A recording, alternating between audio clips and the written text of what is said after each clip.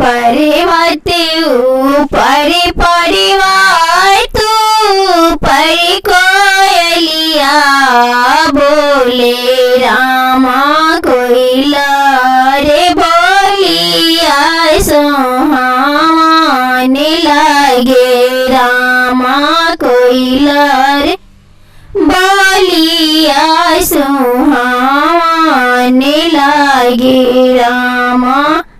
आजू के रतिया पापा जागी सोई है रामा आजू घरवा में चोरी होतई रामा आजू घरवा में चोरी होतई रामा।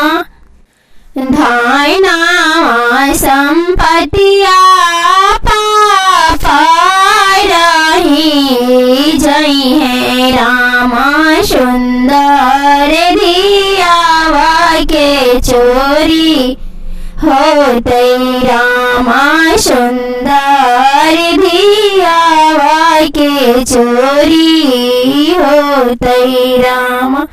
परिवार तू परिवार तू परी कोयलिया बोले रामा कोयला रे बोलिया सुहावन लागे रामा कोयला रे बोलिया सुहावन लागे रामा।